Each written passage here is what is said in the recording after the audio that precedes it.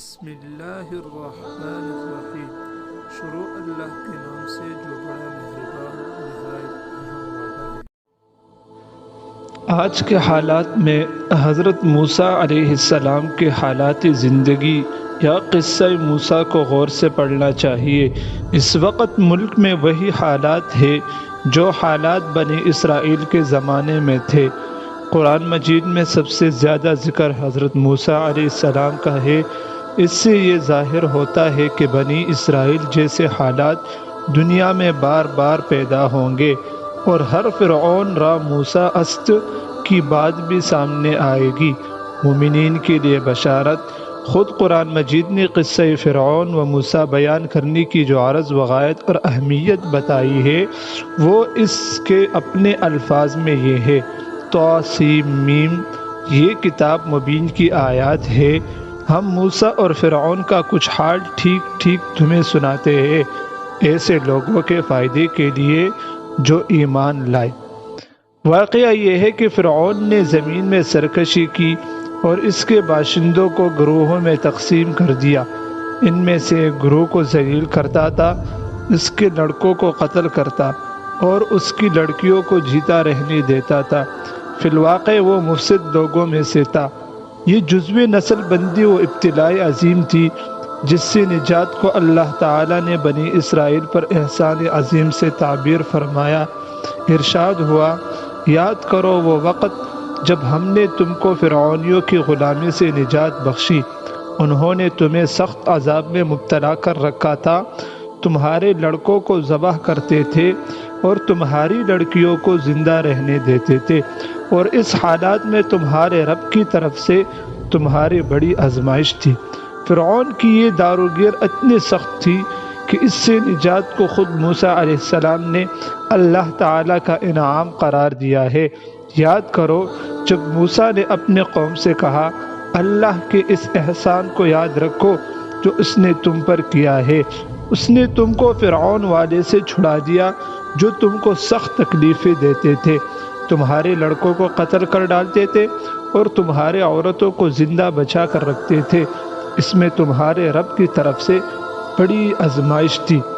دوسری جگہ اللہ تعالیٰ موسیٰ علیہ السلام کی زبان سے یوں کہلواتے ہیں اور اللہ تعالیٰ فرماتا ہے: وہ وقت یاد کرو جب ہم نے فرعون والوں سے تمہیں نجات دی، جن کا حال یہ تھا کہ تمہیں سخت عذاب میں مبتلا رکھتے تھے، تمہاری بیٹیوں کو قتل کرتے اور تمہاری عورتوں کو زندہ رہنے دیتے تھے، اور اس میں تمہارے رب کی طرف سے بڑی آزمائش تھی۔ ایسے جاسوسی ماحول میں جہاں ایک زبردست اور ظالم اکثریت چاروں طرف موجود ہو اور ایک مجبور و لاچار اقلیت کی ایک ایک گھر کی خبر رکھتی ہو، یہ کیسے ممکن تھا کہ کسی بچے کی ولادت زیادہ عرصے تک چھپے رہے؟ چنانچہ اللہ تعالیٰ نے پیدائش کے وقت ہی موسیٰ علیہ السلام کی والدہ کو اس خطرے سے نہ صرف آگاہ فرما دیا بلکہ اس کے بچنے کی تدبیر بھی بتا دی، بچے کی حفاظت کا خود ذمہ لیا اور اس کو آئندہ مقامی رسالت پر سرفراز کرنے کی خوشخبری بھی سنا دی۔ موسیٰ علیہ السلام کو دریا میں بہا دینا۔ ارشاد ہوا: ہم نے موسیٰ کی ماں کو اشارہ کیا کہ اس کو دودھ پلا، پھر جب تجھے اس کی جان کا خطرہ ہو تو اسے دریا میں ڈال دے، اور کچھ خوف اور غم نہ کر، ہم اسے تیری ہی پاس واپس لے آئیں گے اور اس کو پیغمبروں میں شامل کریں گے۔ دوسرے مقام پر اس کی مزید تفصیل بیان کرتے ہوئے فرمایا: اے موسیٰ، ہم نے پھر ایک مرتبہ تجھ پہ احسان کیا۔ یاد کرو وہ وقت جب کہ ہم نے تیری ماں کو اشارہ کیا، ایسا اشارہ جو وحی کے ذریعے سے ہی کیا جاتا ہے کہ اس بچے کو صندوق میں رکھ اور صندوق کو دریا میں چھوڑ دے، دریا اسے ساحل پر پھینک دے گا اور اسے میرا دشمن اور اس بچے کا دشمن اٹھا لے گا۔ میں نے اپنی طرف سے تجھ پر محنت طاری کر دی اور ایسا انتظام کیا کہ تو میری نگرانی میں پالا جائے۔ یاد کر جب کہ تیری بہن چل رہی تھی، پھر جا کر کہتی ہے میں تمہیں اس کا پتہ دوں جو اس بچے کی پرورش اچھی طرح کرے۔ اسی طرح ہم نے تجھے پھر تیرے ماں کے پاس پہنچا دیا تاکہ اس کی آنکھ ٹھنڈی رہے اور وہ رنجیدہ نہ ہو۔ موسیٰ علیہ السلام کی والدہ کی حالات ادھر اللہ تعالیٰ موسیٰ علیہ السلام کے حفاظت، پرورش اور انہیں بامی عروج پر پہنچانے کا انتظام فرما رہا تھا، ادھر موسیٰ علیہ السلام کی والدہ کا برا حال ہو رہا تھا۔ اس کی مامتا تو اسے ایک لمحے کے لیے بھی چین سے نہ بیٹھنے دے گی، اور ہوا بھی یوں ہی، ہوا بھی یوں ہی۔ ادھر موسیٰ کی ماں کا دل اڑا جا رہا تھا، وہ اس کا راز فاش کر بیٹھتی، اگر ہم اس کی ڈھارس نہ بندھاتی تاکہ وہ ہماری وعدہ پر ایمان لانے والوں میں سے ہو۔